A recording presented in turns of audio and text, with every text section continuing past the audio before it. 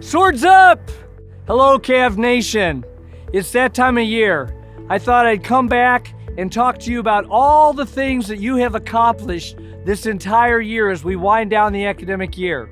So why don't we do that with a bird's eye view, a God's eye view of exactly what's been going on. You know, our context has been coming out of a global pandemic.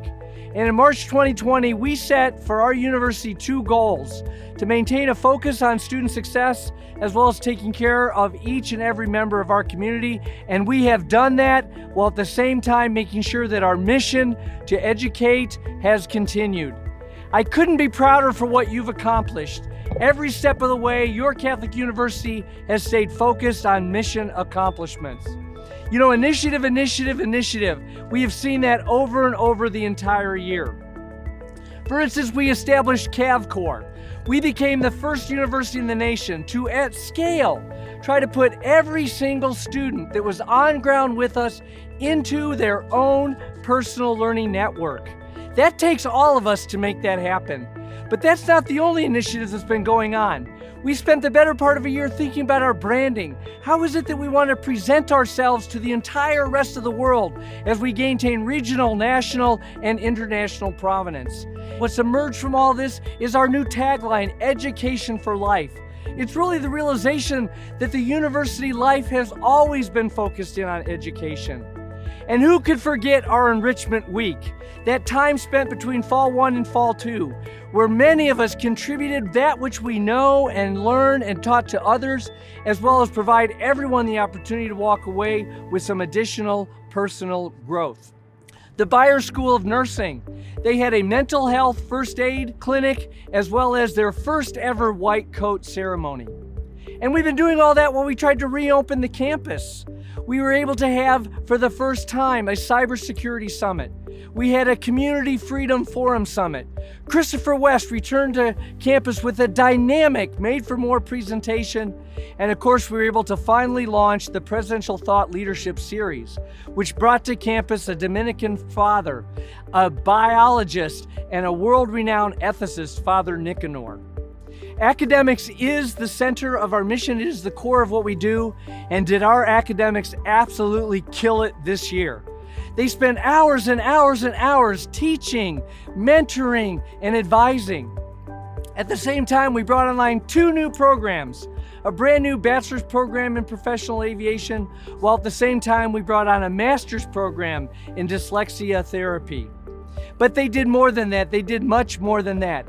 They imagined, they created, and then they opened up the Center for Analytical Excellence, a laboratory for our School of Arts and Sciences, a place where our students can actually practice with real-world analysis. And they brought that to us and established that for us. You know, I've always been someone that said good ideas always find money. And boy, did our educators have some good ideas this year, where we had Dr. Johnson Witt, where she had an idea and got grant funding to help address the shortage of educators. Our nursing colleagues came together and they had an opportunity to get grant funding, which they did, to address nursing enrollment. But as we've wakened up the community, so too has the world wakened up to the expertise that our faculty has. All year long, they came to us asking our faculty to provide information on topics that were of national interest. For example, Dr. Mike Petrichuk, he had a chance to talk about supply chain. They came to Dr. Mike Rogers and Dr. Phil Kim, and they had a chance to talk about career paths. And so we see this over and over again. We held a Ukrainian panel addressing what was going on in Eastern Europe, and 2 of our faculty experts, Dr. Constance as well as Dr. Davis, they offered their expertise back to the community to help us think about how is this fit historically as well as in this map of geopolitical tension that we see in the world. But it's not just about academics, it's also about athletics. You know, a core purpose of Catholic education is to form men and women with character. We had 4 coaches that were coaches of the year. Rob, Brian, Matt, and Jeff all earned that very prestigious honor. We smashed a conference record this year. 346 of our students were all conference. They've not seen that before, as they made contributions to their teams, and our teams did a marvelous job, not just in building their culture, but actually on the field of competition. For example, men's cross country, their third consecutive conference championship, they went to nationals for the fourth time. Both our men's and women's basketball team qualified for the NCAA tournament, and our women's program, for the first time in their history of their program, they made it to the Sweet 16. Men's tennis, they clinched the co-title championship for the very first time. Our women's lacrosse, back-to-back conference titles as well as tournament champions. And as I stand here today, our baseball team is on their way to Cincinnati to compete in the playoffs. But it's not just about our scholar athletes. Our regular students have done a marvelous job as well. Look at Joe Knopp. He competes against 15,000 other college students from across the nation and wins Entrepreneur of the Year. A freshman, Hannah Peterson, she is now a finalist here in Stark for the Shark Tank. We have Madeline Collins, our physical therapy student of the year for the entire state of Ohio. Our students have absolutely done it too. And all of this together combines to help raise the stature and the reputation of your Catholic university. This year we were named as one of the top 10 most admirable universities in the nation. We also achieved in 2022 a Best Midwest College from U.S. News and World Report. We're number 12 on the best college values here in Ohio. And of the 223 Catholic colleges and universities in this country, we were one of only 15 named on the recommended school list by the Cardinal Newman Society. But you know, none of this would have been possible without our benefactors. We were able to complete our stadium, the phase 3 of our stadium, with the press box and a 1,000-visitor stand, thanks to the generosity of the Brockler family, who continue to believe in Walsh University, continue to believe in you. Our scholarships for our students grew and expanded by some donors that have been longtime friends of the university, as well as some new ones. And those together have helped us to stay focused and to achieve what we've tried to achieve, despite some daunting challenges that we have.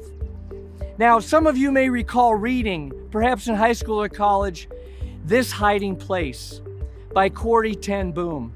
And it's the story of her family living in Holland during World War II. And in that book, she tells of an incident where she can't sleep at night. She's restless as she hears the bombers overhead and the surrounding noises of explosions all around her. And she hears some noises in the kitchen, so she goes downstairs to find her sister. And the two of them stay awake all night long, waiting for the noise to die down. And after several hours, finally the bombing stops, silence returns, and she finds her way in the darkness back upstairs to her bed. And she lays her hand on her bed to pat down her pillow. It's slashed. And she picks up off of the pillow a 10-inch piece of shrapnel. Well, she goes back downstairs in the darkness and finds her sister screaming for help. And her sister wraps up her hand and she says, "You know, Bessie, what if you hadn't been down here in the kitchen?" And her sister says, No, stop. There are no what ifs in God's world. In His will is our safety. And Corrie takes that core message and she spreads that the entire rest of her life. That it is in God's will is our hiding place. You know, as I reflect on this past year and everything that you have accomplished, all of the challenges that we've had, all of the uncertainty that we're dealing with, all of the anxiety that we all have, and I think about what the brothers have experienced in their first 6 decades here, and I think I come to the conclusion that, you know what? I think walking in the dark with God is better than being out in the light alone.